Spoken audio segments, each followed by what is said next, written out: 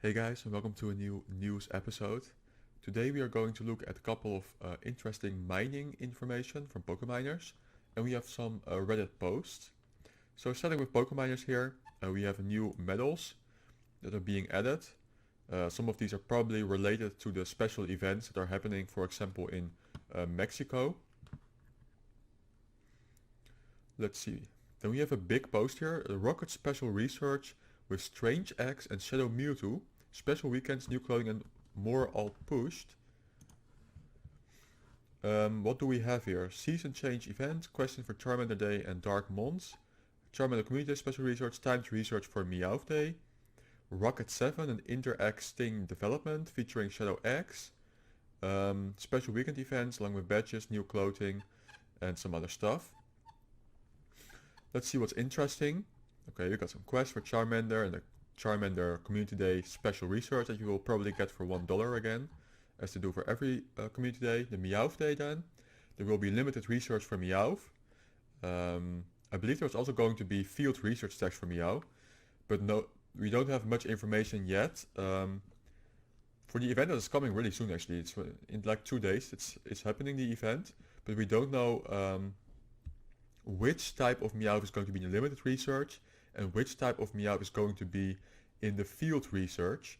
So hopefully more information will come out soon. Rocket 7 research, Strange Eggs and Shadow Mewtwo. Inter-Egg Sting development. We have a lot of information here. But here we have a text that states not to mention all the Shadow Pokemon you saved along the way, including Shadow Mewtwo. So Shadow Mewtwo will be coming for this special research here, which is very interesting to say the least.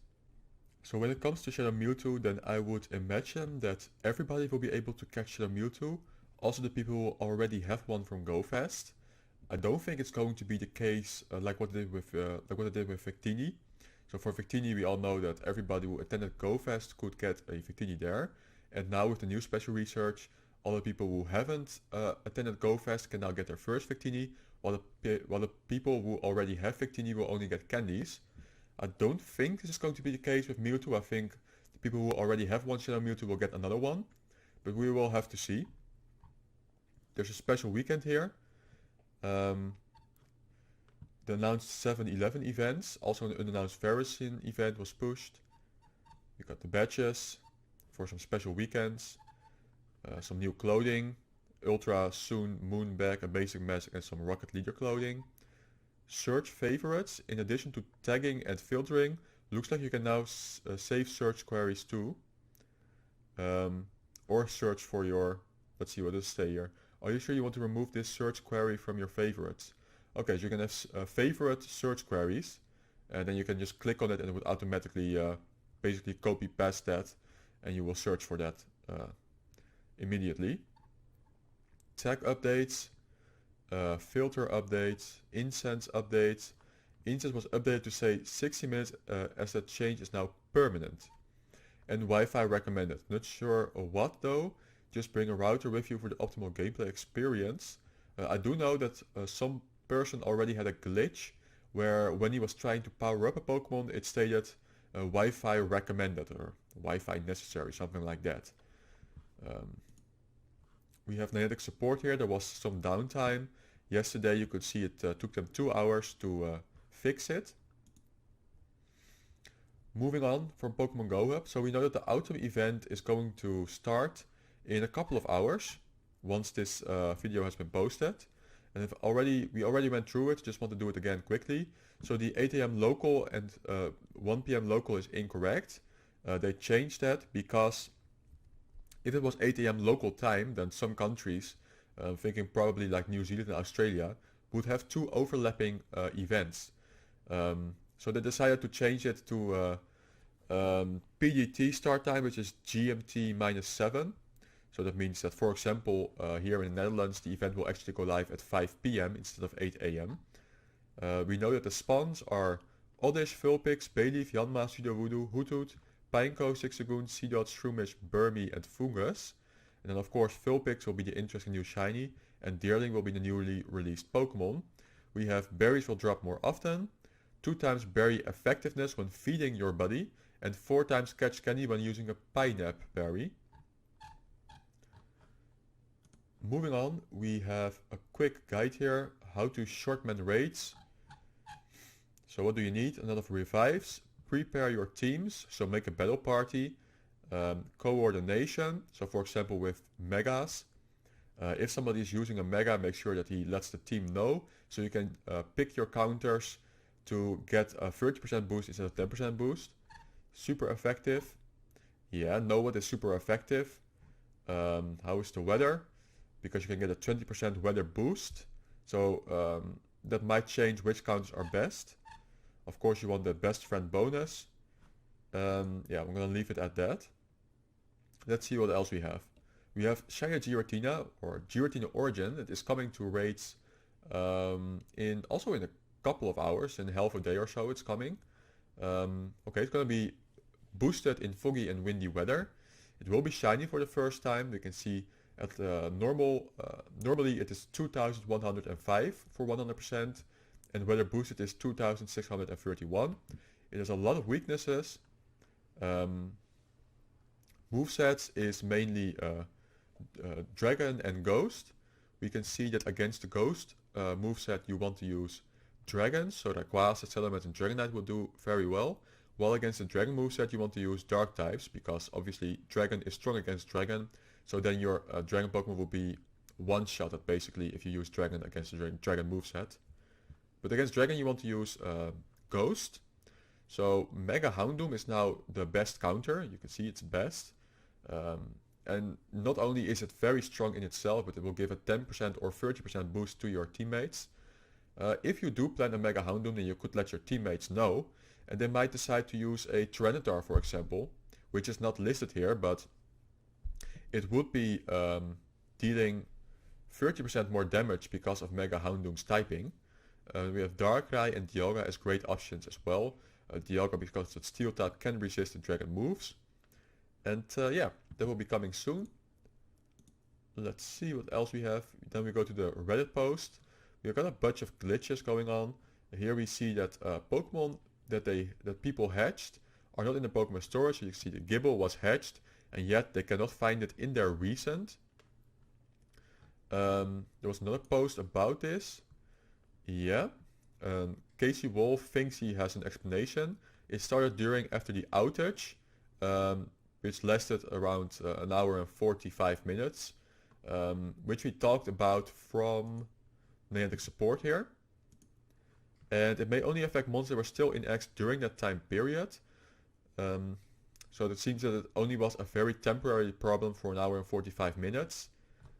And the solution was probably, what happened probably is that the Pokemon that you hatched were put in the resend at the moment that the egg was received. So that means if you got the egg from a Pokestop or from a gift like 1 month ago, then you would have to scroll back to your 1 month old Pokemon to find it. So yeah, interesting glitch there. Here's that glitch that we talked about with the Wi-Fi recommended. You can see it. That has something to do with that they're planning something with Wi-Fi, but it is probably not functioning correctly at the moment. Then, yeah, we talked about this already. This is for pokeminers. We have the Smoochum then. Okay, so if you saved up a Smoochum, you got the quest, and you got it, and you completed it, or opened it after the event was over, then it would lose the bow, but it would still be possible to have it as a shiny. So if you already had a couple of bow shiny Smoochum, it was a great opportunity to try and get a normal shiny Smoochum, which you could evolve to Jinx. Then we have a couple of Reddit posts about techniques you can use in the Go Battle League. This one is from Boober Monkey, and he talks about never attack first, press the charge move button as quick as you can within the quick move window, and fast move counter. And I think technique 2 is also explained here. It is TPE, tactic to prevent the extra fast move. This one is from ZGFN 101. So looking at this quickly, never attack first. Why? Well, in your battles you may notice that quick moves can be leaky and can still be executed even when your opponent executes the charge move. This extra quick move will land as soon as the charge move is finished, and you end up landing one extra attack. Battles are often decided by one or two quick attacks. This gives you a little head start. So obviously if you are in a mirror and you're going to throw the same moves, then you should get to the charge move at precisely the same time. But apparently if you wait, you can get one extra fast move in. So the second time you will get to your charge move one attack earlier, which is obviously going to be a big deal. Then this is about preventing that to play out in your opponent's favor. I have noticed that by doing so, my opponent is much less likely to get a leaky fast attack at me when my Pokemon goes into a charge move animation. This means I am typically using both thumbs to tap one thumb to continuously tap the screen for fast attacks, and the other thumb to press the charge move button as soon as the fast move animation starts. And I will continually tap fast attacks in case the quick tap on the charge move doesn't register. As some of you are aware, there is a delay in the charge button becoming available, and there is an over-tapping issue. Thus I always wait and do at least one or two extra fast moves, so that I have immediate access to the charge move button and avoid the over-tapping issue. So basically he's saying that whenever a charge move is ready, he won't throw it straight away. He will wait till he has gathered a little bit of extra energy. Then he will click on a fast attack, and immediately after that he will click on the charge move, and this would prevent the opponent from getting that leaky move in, which is a strategy that he uses in his favor and then prevents others to have in their favor. Then technique 3 is fast move counter advanced. This is basically to do with how long moves last. So if you're talking in turns, then some moves will take 1.5 turn to do the move, and others would take 2, for example. And he's basically saying that if you have a 2 turn while the other has a 1.5 turn, you don't want to immediately throw the move after 2 turns, because then after his 1.5 he can still get that leaky attack in. Until you have 6 moves, then the opponent will have had 4 fast attacks precisely, and you will have 3 precisely. So if you then use these strategies, then the opponent cannot get a leaky attack in. So using these 3 techniques combined can give you a little bit of an advantage in the Go Battle League, and you know, sometimes 1 or 2 fast attacks can make the difference. Then we're going to go to a new bug with research task from Sparrow BR, and he is stating here that he could get, as you can count here, 1, 2, 3, 4, 5, 6 research tasks he has. So normally the maximum of bars you can have is 5. Okay, so you have 1 for the quest chain, you have 3 normal quests, and then you have 1 bonus quest. That will give you a total of 5. That should be the maximum. But this guy has 1, 2, 3, 4, 5, 6 of them. So there seems to be a bug that makes it possible to have more research tasks. The post from 123 TD1234. I don't see anyone talking about this game-breaking bug when rapidly tapping on something like berries and gyms or raid passes. And we can see in the video what's going to happen. He's clicking on his Gyarados to go to the gym, and he just wants to quickly feed some berries. But you can see that it gets all glitchy, so he's unable to berry quickly. And he's also stating in his post here that the only way to resolve this problem as soon as that's occurring is to completely restart the app. And apparently this has been going on for a while already. It triggers every time I do a remote raid, somebody is stating here, been a bug for a month or 2. Then we go to a Gamepress article about Hydreigon. What's Hydreigon? Hydreigon's current primary usage is in Master League and Premier Cup, running Dragon Breath plus Dark Pulse, and then either Flash Cannon or Dragon Pulse as secondary charge move. Typically its other fast move Bite is skipped to Dragon's more relevant coverage and Dragon's Breath raw power. But put simply, Hydreigon is a Master League Dragon Breath user. So what's wrong? In short, there's nothing that makes Hydreigon stand out over others. Better Dragon Breath users in the format, it just lacks meaningful competitive advantage. Getting more specific, there are 3 major things holding Hydreigon back. Being part Dark type is more a disadvantage than an advantage. Dark type is niche in a few cases. A double resistance to Psychic and resistance to Ghost can be nice. But outside of that, Mewtwo and Giratina O, it is not exactly relevant. Then it's slow. Dragon Breath's 3 EPT isn't exactly fast in any case. However, the Hydreigon is yet further hamstrung by expensive charge moves, with Dark Pulse being 50 energy and everything else it has being even more costly. Hydreigon really struggles to effectively land its charge move, so it takes too much time for Hydreigon with the current moveset to get to a charge move. Its secondary moves suck. Dragon Pulse and Flash Cannon are not good enough. So you need two strong moves for better coverage, and it just doesn't have the good moves at the moment. So how do we fix it? Well, probably with better moves. So we can change Hydreigon's typing or its stats, but what we can do is improve the move pool. As with the rest of Pokemon Go, we can only use moves that Hydreigon learns in the main series, and in the absence of knowing how Niantic will handle this, we'll only use moves it can learn in Sword and Shield. So the moves available for the future are Snarl, Astonish, Fire Spin, Steel Wing, Thunder Fang, Ice Fang, Fire Fang, Iron Tail, Sand Headbutt. So we can see Snarl immediately, it's a very good fast move.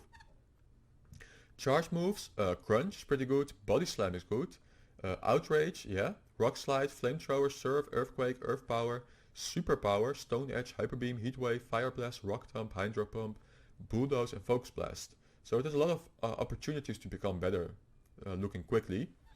For fast moves we can more or less disregard, well, most of these. Some of them are just bad.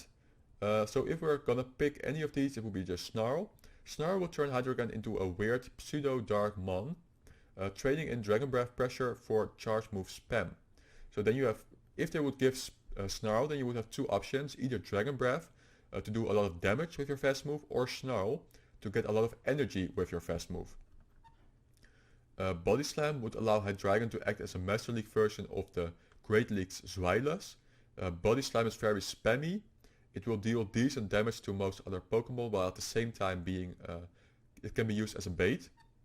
And you have some other strong moves that can be used, like Crunch and Earth Power. I'm gonna leave it at that.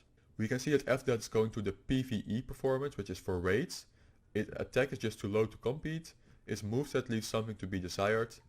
And again, its moveset would have to be fixed for it to become better.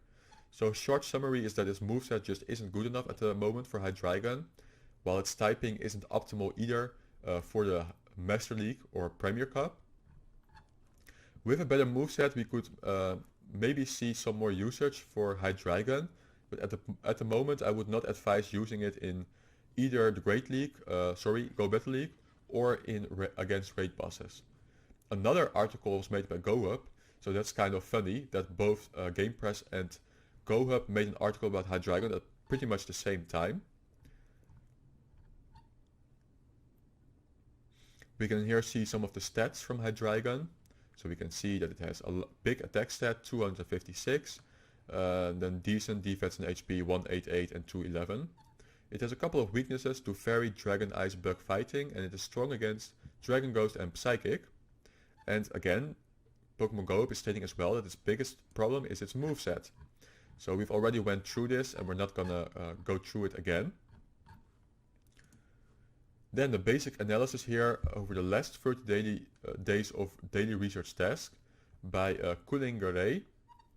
And basically in 30 days he has combined all of the daily research tasks that he got, and you can see here that the proportion is pretty much balanced, most of these being around 10%, so it doesn't seem like any kind of quest is being favored over others. And the type of quests being used are power up a Pokemon, transfer a Pokemon, make a nice throw, catch a Pokemon, make an excellent throw, win a raid, evolve a Pokemon, use a berry to help catch a Pokemon, defeat a Team Go Rocket Grunt and make a great throw. So I think all of these are doable. We can get Team Go Rocket Grunt from the balloon. We can win a raid with a remote raid pass. Yeah, the other ones are quite easy as well. Then finally we have an incense post changes by Similar Ball 6915. So we know that the incense was nerfed from 1 in 45 seconds to 1 per 90 seconds, but only when you were standing still, right? That was the idea. As long as you're walking, it will still be that perfect 1 in 45 seconds spawn, but only if you're stationary it will be 1 in 90.